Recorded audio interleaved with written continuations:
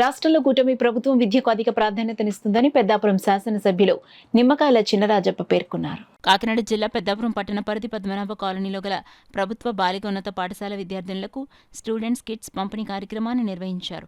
ఈ కార్యక్రమానికి ముఖ్య అతిథులుగా ఎమ్మెల్యే చినరాజప్ప, జనసేన పార్టీ జిల్లా అధ్యక్షులు తుమ్మల రామస్వామి, బీజేపీ నాయకులు విత్తనాల వెంకటరమణ, మున్సిపల్ చైర్పర్సన్ బొడ్డు తులసి, మంగతాయారు, ఎంపీపీ పెంకే సత్యవతిలు పాల్గొన్నారు.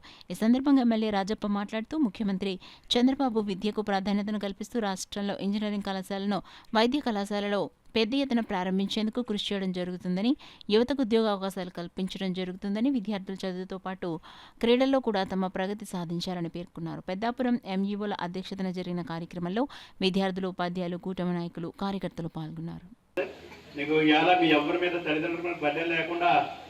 పుస్తకాలు కానీ, బ్యాగ్ కానీ, జోళ్ళు కానీ, షూస్ కానీ, అలాగే షార్ట్స్ కానీ, ఇంకా బెల్ట్ కానీ ఇవన్నీ కూడా గవర్నమెంట్ ఎత్తుంది. మీకు అందరూ కూడా తల్లిదండ్రుల మీద ఆధారపడకుండా మీరు ప్రభుత్వం ఎత్తండి, బాగా చదువుకోమని చెప్పి. రెండు, మీరు హై స్కూల్, మీరు ఇక్కడ ప్రైవేట్ స్కూల్స్లో చాలామంది మా పిల్లడు బస్సులో వెళ్తున్నాడు, కారులో వెళ్తున్నాడు అని చెప్పి చాలామంది పిల్లలు బాగా చదువుతారు. కానీ ఈ స్కూల్లో మరి బాగా టీచర్స్, క్వాలిఫైడ్ టీచర్స్ ఉన్నారు, బాగా చెప్పే టీచర్స్ ఉన్నారు. ఈ స్కూల్ నుంచి వెళ్ళిన వాళ్ళు పెద్దోళ్ళు కూడా పెద్ద పెద్ద పొజిషన్లో కూడా వెళ్ళిన వాళ్ళు ఉన్నారు. మరి అలాంటప్పుడు ఇంకా కొన్ని స్కూల్స్ అయితే చాలా బాధాకరం. ఎంఈఓ గారు ఇక్కడ ఉన్నారు. ఇక్కడ తిరుపతి విలేజ్లో ఒక 6 ఉన్నారంట స్కూల్లో, 6. అలాగే చంద్రమాపల్లిలో చాలా మంది కూడా ఉన్నారంట. ఒకసారి చెక్ చేయండి, వెళ్ళి మీరు చెప్పండి, ఆ గ్రామస్తులకు చెప్పండి.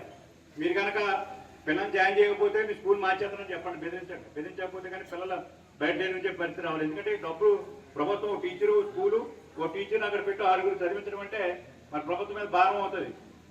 ఎంతైనా సరే ఎలా ఖర్చు పెట్టడానికి ప్రభుత్వం ఉంది, అది 10 మంది ఉపయోగపడే విధంగా. అంచేత మీరు ఖచ్చితంగా ఎంఈఓ వాళ్ళని చెప్తున్నాను, మీరు వెళ్ళి ఇమీడియట్గా అక్కడ 2 స్కూల్స్ చూడండి. మరి మనకు కావాల్సింది 20 మంది తక్కువ కాకుండా స్కూల్లో జాయిన్ చేసి మరి రావాలి. రాకపోతే చెప్పండి, పెద్దలందరూ కేకేసి ఈ స్కూల్ మారిపోతుందని చెప్పండి. ఏమంటే ఇప్పుడు మరి ఎలా చంద్రబాబు నాయుడు గారు, ఎలా నారాయణ గారు కూడా, లోకేష్ గారు, అంటే మనకి స్కూల్ ఎడ్యుకేషన్ లోకేష్ గారు తీసుకున్నారు కనుక ఇమీడియట్గా డైరెక్ట్ ఇచ్చి నెలలోనే ఈ స్కూల్ లేట్ అవ్వకూడదని పుస్తకాలు, బ్యాగులు అన్నీ కూడా ఇచ్చేయాలని చెప్పి నిర్ణయించడం ఎలా